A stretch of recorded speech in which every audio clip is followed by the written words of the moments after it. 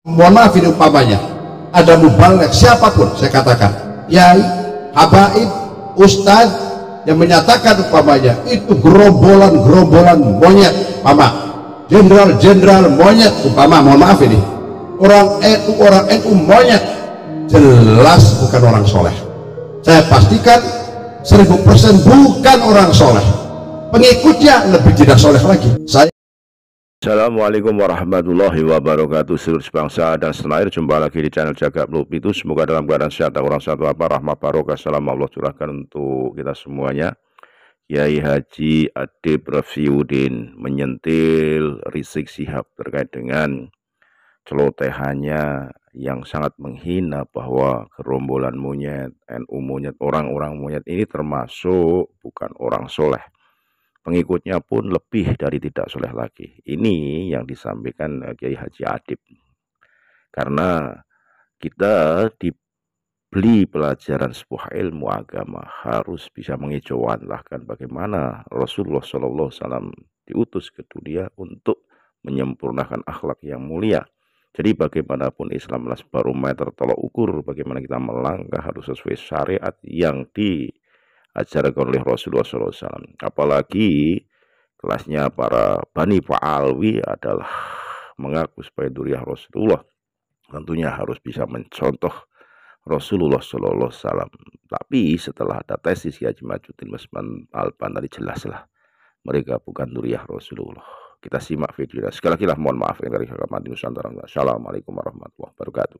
Saya mengutip satu makalah dari Imam Syafi'i. Imam Syafi'i menyampaikan, uhibbus solihina walastu minhum la'alli lan an'anala bihim syafa'atu. Ini ketawaduan, kerendahan hati beliau bahwa saya mencintai orang-orang soleh. Saya mencintai orang-orang soleh walaupun saya bukan termasuk di dalamnya. Kenapa saya mencintai orang-orang soleh? Mudah-mudahan saya mendapatkan syafaat yaumul qiyamah dengan orang-orang soleh. Siapa yang tidak menyangka atau tidak berpendapat bahwa Imam Syafi'i adalah bibitnya orang soleh? Kita mengkholi itu mengikuti jejak orang-orang soleh, mengikuti jejak mbah-mbah para ulama, para kiai, para masyayikh. Dengan kita mengikuti beliau-beliau, insya Allah kita semua, bahkan seluruh bangsa Republik Indonesia mendapat keberkahan. Buntet pesantren ini penjaga pertama NKRI. Maka ketika pertama kali mendirikan Ibtidaiyah putra putri tidak memakai Nahdlatul Ulama tapi Wathoniyah bangsaan pakainya. Baru Tasanawiyah Ki Yahya, baru ada Nahdlatul Ulamanya. Nah, itu Mbah kami begitu. Dan Mbah kami punya hubungan yang emosional yang sangat erat dengan mbahnya Kiai Yahya Saqaf. Maka kami dengan beliau punya hubungan yang sangat erat, hubungan emosional. Ini yang orang nggak tahu.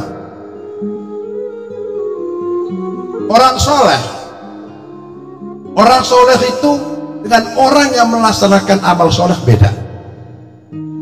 Ciri-cirinya orang soleh itu ada 8. Saya hanya mengambil 3 saja. Pertama, silaturahim, jelas.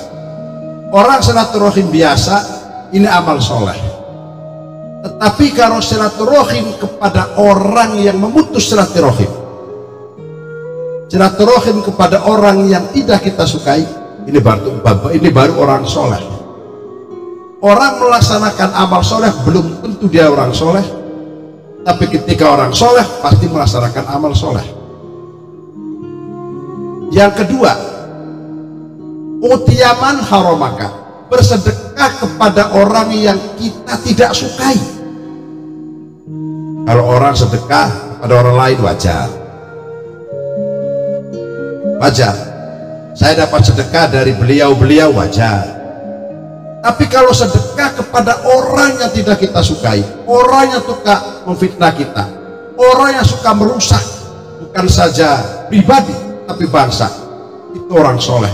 Contohnya kalau kita sedekah kepada Roy Suryo, amal soleh itu, amal soleh Pak Wamen. Lebih besar lagi pahalanya kalau sedekahnya kepada Rocky Gerung, itu akan lebih besar ya. Ini kayaknya dilakukan oleh ketua PBNU ini. Kemudian yang ketiga saya ambil sedikit saja, ayyafu amman dzulama, memberikan maaf dan doa kepada orang yang mendolimi kita. Kalau kita memberikan maaf kepada orang lain wajar. Orang soleh memberikan maaf kepada orang yang menghina kita, menfitnah kita, mencaci maki kita, bahkan mencaci maki bangsa dan negara, langsung dimaafkan, tidak ditangkap. Pak Kapolda agar ditangkap, biarkan. Kalau umpama memaafkan kemudian mendoakan kepada orang yang menzalimi kita, itu adalah para ulama dan para ukama, para aulia zaman dulu. Ketika disakiti mesti akan mendoakan. Kalau ada seorang mubaligh, baik itu kiai, habaib ataupun ustadz, pidato di atas panggung menjelek-jelekkan orang, membuli orang, memprovokasi orang atau masyarakat, bahkan mohon maaf ini umpamanya ada mubaligh siapapun, saya katakan kiai, habaib, ustadz yang menyatakan umpamanya itu gerombolan monyet, umpama jenderal monyet, umpama, mohon maaf ini orang NU monyet, jelas bukan orang soleh. Saya pastikan 1000% bukan orang soleh. Pengikutnya lebih tidak soleh lagi. Yang ngomongnya juga bukan orang soleh, apalagi sampai mendoakan mudah-mudahan dia sebelum mati stroke, sebelum mati migran, belum mati asam urat, didoain pendek umur. Jelas bukan orang soleh, walaupun yang ngomong ketua PBNU umpamanya bukan orang soleh.